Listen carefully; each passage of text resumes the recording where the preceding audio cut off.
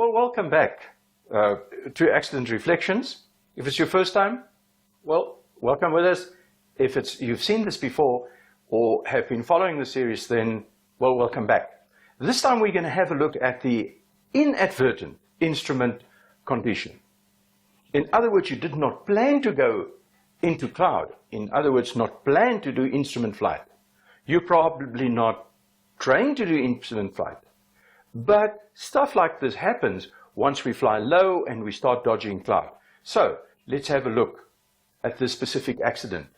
Similar aircraft involved in the accident. It's a Beech Baron 58.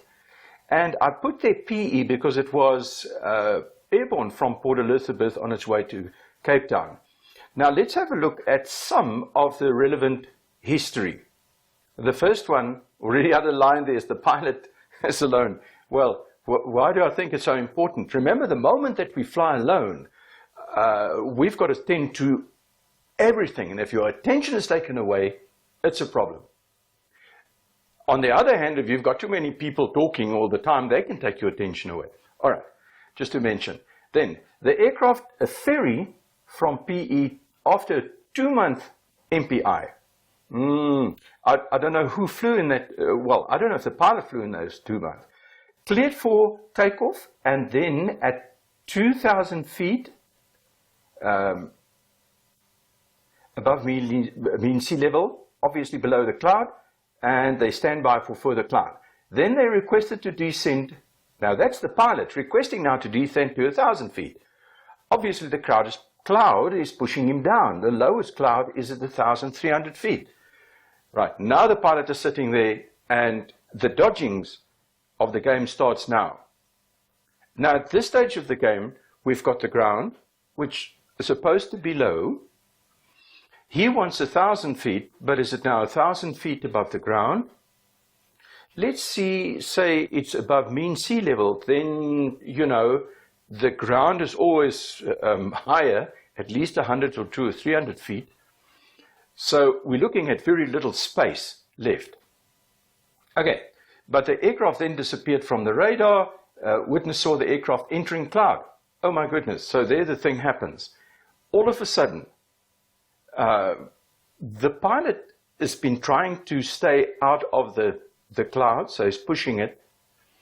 But remember now, if the ground is rising slightly, the aircraft must rise slightly as well. And with the lowest cloud base at 1,300 feet above mean sea level, it means that at stages, you're actually going to fly into the stuff.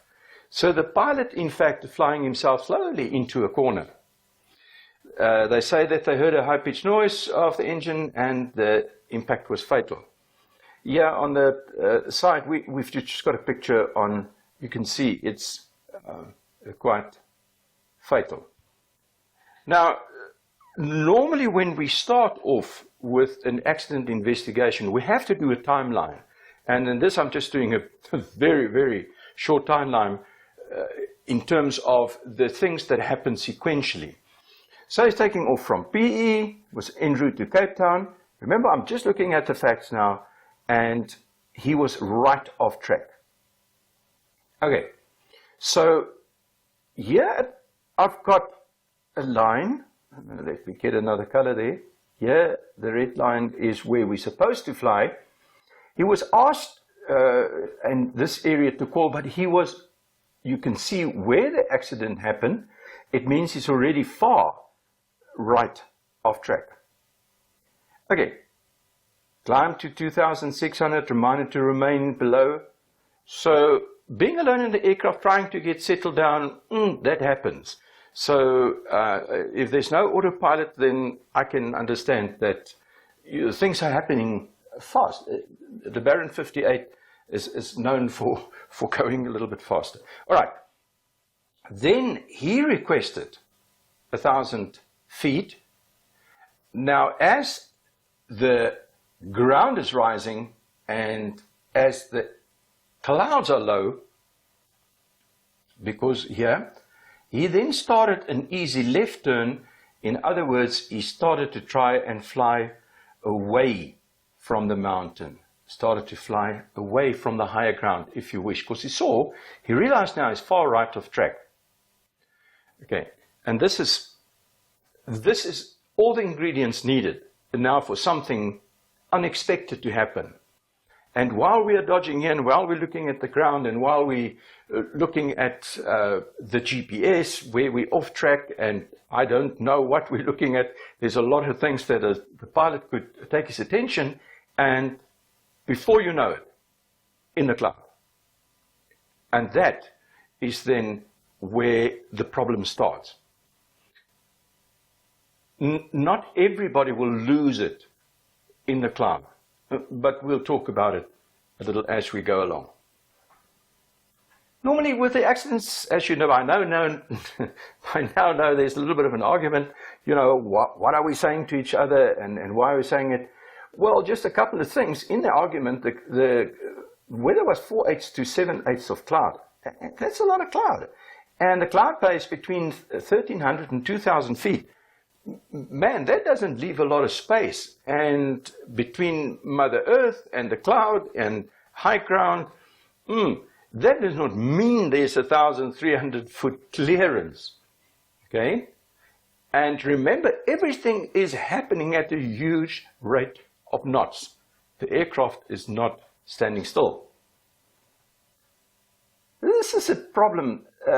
Being unfamiliar with the area is something, but it's probably inconceivable these days that we don't, use GPS. I can't think that anybody will fly without it. Never mind.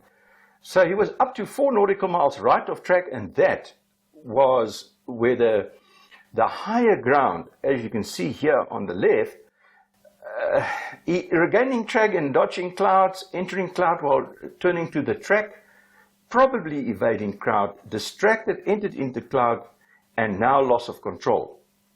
And here, I just want to remind everybody, the loss of control when you're going in IF, let me back off a little bit. If you have been fully trained, now I've been in these situations, fully trained, do a lot of IF, do a lot of hands-on IF, not autopilot IF, real stuff. And the one time, or one of the times I went into cloud inadvertently, I didn't manage that. That first come in there is like a shock. Okay? It's like an emergency has now all of a sudden made its way into the cockpit. Now, because you train, you will now go over to the proper scan. If you've been taught the proper scan, if you can, that is where I then start very loud. Attitude, bank, DI. Attitude, bank, VSI. Attitude, bank, DI. Attitude, bank, VSI. Attitude, bank, height. Because I want to know. Now, I know the aircraft probably hasn't got a radar altimeter in, so that's not a problem, but we've got the latest QNH. So we now have to climb. We cannot descend. That's a mistake. We cannot descend. We first have to climb and then fly out in the cloud. Now, if you're not trained, imagine now you get into this emergency situation, and this is a double whammy because you do not know the scan, and, well, technically speaking, you're going to lose the aircraft within 20 to maybe 35 seconds. Yes, that little. The rest of the time you're in the air is just because you hold on to something that is out of control. You become a passenger. All right. Right, the first thing that I want to say here is slightly tongue-in-cheek, but it's the same trap, different victims. Okay? Here we're sitting above the cloud, the picture, but now imagine if you're below the cloud. At least here, there's visuality. But remember now, being above a certain amount of cloud means that you must be instrument rated. So now you must start knowing the law. But let's just for a moment say that you do or you don't know the law. If you haven't got an IF rating, don't get stuck above the cloud. Because the only thing that you can depend on is a hole in the cloud to spiral down in or to descend in. What an excellent plan, I can tell you. Okay, clouds are upon you before you know it. Unintentional entering the clouds is a huge shock on the system, and we've now spoken about it. To monitor height, being corrected by ATC, trying to dodge the clouds, being close to the ground. Man, there's so much in this mix, and it's happening at a high rate of speed. You're taking an aircraft, you're unfamiliar with the environment, you have been dodging the cloud. The reason that you enter cloud is probably because you're also being sort of pressured by the height, or let's say the obstacles at the bottom. Now all of a sudden, bang, you're sitting in IF conditions. What do you do now? Now, what people normally do is the first reaction when entering a cloud is to get out of it as soon as possible. And that means big control movements. Okay. Now, inside here, the balancing little tubes that we've got, the quickest way to get them dysfunctional, because remember, they can only maintain, let's say, horizontal or stability in the horizontal and vertical moments if you can see an horizon. If you cannot see, and then all of a sudden you are blind, the body will immediately start taking on, and it will work on feeling. Now let me put it to you right here now. Flying by the seat of your pants when you're blind in a cloud is, it doesn't exist. It's a fable. It's nonsense. All right? It doesn't exist. It cannot exist. It's not possible for man to be like that. Maybe you believe that you are the superhuman. No, you're just telling yourself this. Okay, there's a complete loss of the situational awareness and complete loss in the three axes. Okay, so there is a lot of anxiety, and the mind of the cockpit is completely crippled. So now when we have a look at recommendations, just look what I say, believe here. All air vehicle types. In other words, I'm saying that it doesn't matter whether you're flying a helicopter, an aircraft, an airliner, a balloon, whatever you're flying in, any air vehicle, we've got the same problem. Because it's not the air vehicle's problem, it's our problem, because it's the people on board. A remote controlled aircraft will not have the problem. Okay. Before I go to the right here, I say at low level, you just do not know what is inside that cloud. Hello? This is where everybody must start listening. Now you're flying in an unfamiliar area, the cloud is low, there could have been just a high koppie or a little mountain or whatever hiding inside where this pilot was. So there's two things that can happen. You can either fly into a mountain or a koppie or something, whatever the case may be, or you can lose control. Not many options. Oh, by the way, and if you get out of this one alive, you're lucky. You're not good. If you're well trained, it is because of your training. If you're not trained, it is pure luck. Lady Luck has been smiling on you. All right. An IF rating is no guarantee. Now, I've said enough about this now because of that immediate shock. Remember, it's inadvertent. Without automation, entering clouds take lots of planning and approaches in a steady state. When we are dodging cloud and we are being pressured and there's threats from obstacles and ground features and stuff like that, there's nothing stable about this. This wasn't planned, okay? All right? So get this one. Dodging clouds close to the ground means attention split. This is one we would say, Are you sure, Sherlock? These are one of those. Yes, of course, it goes without saying, but I'm saying it. If inadvertent into cloud, first to get is the IF scan talking, going and talking aloud to yourself. All right. Now, everybody has had a little bit of IF training. But everybody's had a little bit of IF training way back then. When do we have to sharpen up this? Well, you only get tested if you're a PPL every 2 years, and if you're a CPL or for an ATPL, you only get tested once a year. And many times, in many of the aircraft types, the pilot will fly no IF, and then the first time that he enters into IF conditions again is during his test. His test is a bit scary, but not as scary as this. All right. So there is very little guaranteed. Never make big flight controls. Everything must be steady. Get into it, get in the shock, and the first is the eyes go onto the AH, because you must keep your wings level. If the wings are level, the DI will stand still.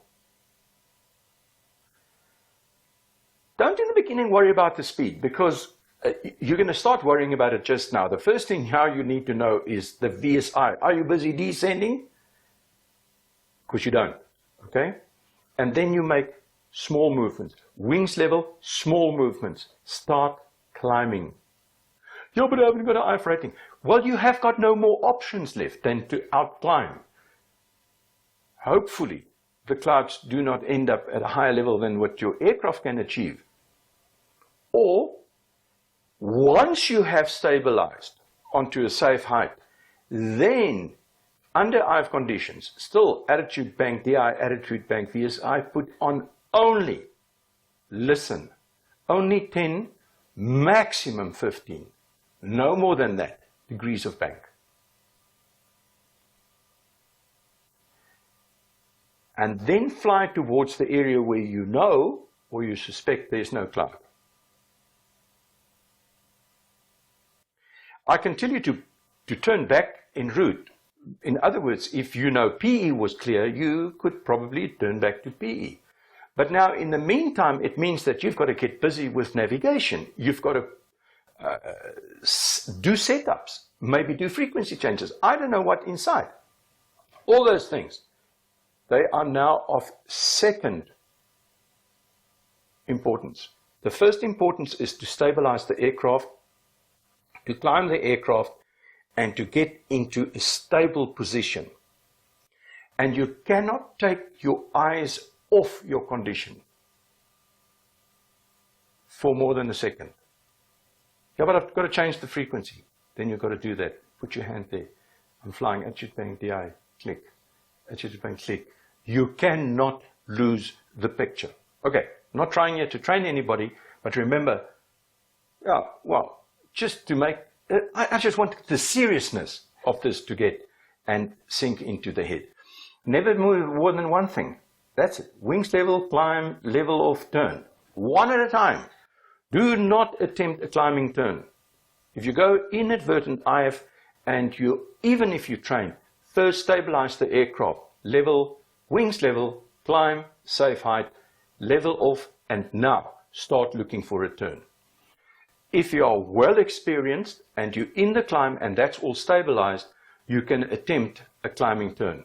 But I can tell you, that's going to take double the amount of energy and effort to contain it. All right, you must always know the best heading to get away from the high ground. All right, so there's two things you've got to get away with. You've got to get away from the high ground, and you've got to get away from where there's cloud, either by outclimbing the cloud or flying outside the cloud bank. That's tough, because that means that there should have been a little bit more planning.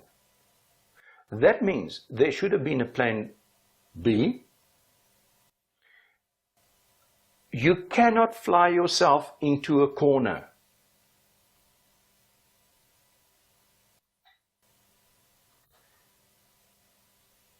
Until the next. Keep the sky above you and enjoy your flying.